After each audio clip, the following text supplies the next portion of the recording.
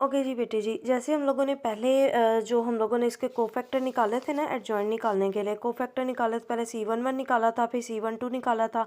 अब इसी तरह हम लोगों ने C13 भी कैलकुलेट किया है। C13 का मतलब है कि आपने उसी मैट्रिक्स के अंदर फर्स्ट रो और थर्ड कॉलम से क्या करनी है, वाली एंट्री लेनी है। तो C13 इस पोजीशन पे पड़ा हुआ है। अगर मैं इसको कंपेयर करूँ, ठीक है, तो ये थर्ड वाली जो एंट्री आ रही है वो हम लोगों ने यूटिलाइज करनी है।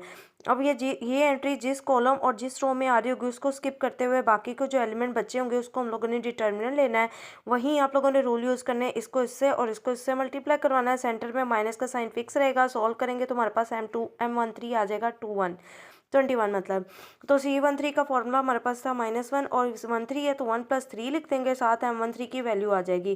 तो हमारे पास 21 निकली हुई है। तो इसी तरह हम लोगों ने अगर किसी नेगेटिव नंबर की इवन पावर आ रही हो तो नेगेटिव का साइन खत्म कर देता है, तो अकेला 1 रह जाएगा। 1 को 21 से मल्टीप्लाई करवाएंगे तो 21 आ जाएगा। सेम ऐसे ही अब हम लोग C21 कैलकुलेट कर रहे हैं अपने इस को फैक्टर के अकॉर्डिंग। फर्स्ट वाले तीनों हम लोगों ने कैलकुलेट कर लिए। अब हम सेकंड रो की तरफ चले गए हैं।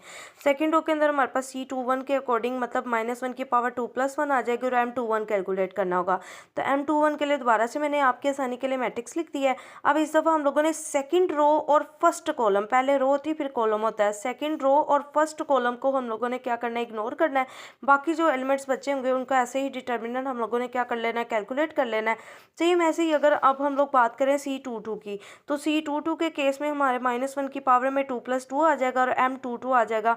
तो M22 कैलकुलेट करने के लिए दोबारा से आपकी आसानी के लिए मैट्रिक्स लिख देती हूँ। वो हमारे पास आ जाएगा 2 1 -8 और हमारे पास आ रहा है 3 2 5 आ रहा है, 0 3 और आ रहा है -5। ठीक है, अब इसके अकॉर्डिंग हमारे पास 2 2 का मतलब है सेकंड रो, ठीक हो गया, और सेकंड कॉलम। सेकंड रो को एक हम लोगों ने स्किप करना है और एक हम लोगों ने स्किप करना है सेकंड कॉलम को। बाकी जो एंट्रीज बची होंगी सेम वैसे ही हम लोगों ने डिटर्मिनेंट ले लेना है। वो आपके पास है 2 0 -8 -5। ठीक हो गया, डिटर्मिनेंट लेते हैं, इस वैल्यू को इससे मल्टीप्लाई करवाते हैं, इसको इससे करवाते हैं। तो हमारे पास 2 को हम मल्टीप्लाई करवाएंगे -5 से, सेंटर में माइनस का साइन फिक्स रहेगा। -8 को हम मल्टीप्लाई करवाएंगे 0 से। ये वाली टर्म तो वैसे 0 से मल्टीप्लाई ख़त्म हो जानी है, तो ये ट्रू फायदा हमारे पास -10 रह जाएगा। तो M22 की वैल्यू भी हमारे पास -10 आ गई है। -1 की पावर क्या बन जाएगी, 2 + 2 से 4। M22 की वैल्यू हम लोगों ने निकाली, वो हमारे पास बन जाएगी -10। ठीक हो गया। तो अब किसी भी नंबर की नेगेटिव नंबर है उसकी इवन पावर हो तो नेगेटिव का साइन खत्म करके अब हमारे पास सिर्फ M22 की वैल्यू, वो आपके पास क्या है, -10। इसका कोफैक्टर C22 भी आ जाएगा। इसी तरह अगर हम बात करें C23 की, तो सेकंड और थर्ड कॉलम, ठीक हो गया।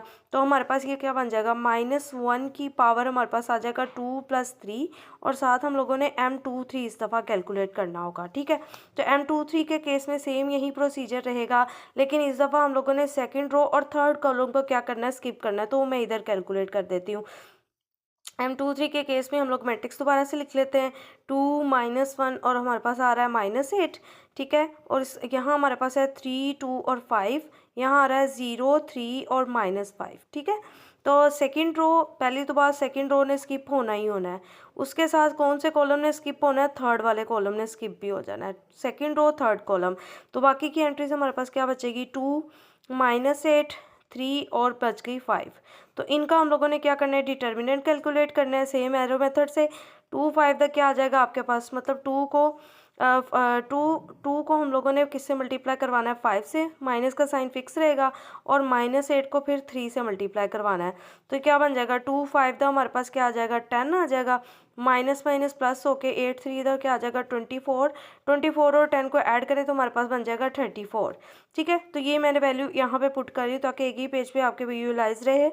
तो वो 2 + 3 से 5 पावर बन जाएगी। -1 की पावर आ जाएगी 5 और M23 की वैल्यू हमारे पास निकली है 34। अगर कोई नंबर हो नेगेटिव और उसकी ओड पावर बन रही हो तो नेगेटिव का साइन साथ रहता है, मतलब -1 रहेगा और साथ आ जाएगा 34। तो मतलब फाइनल आंसर -34 आ जाएगा। तो C23 की वैल्यू भी हमारे पास आ गई। मतलब अभी तक हमने को फैक्टर के अकॉर्डिंग ये 2 रोज़ हम लोगों ने क्या कर लिए, कैलकुलेट कर ली हैं।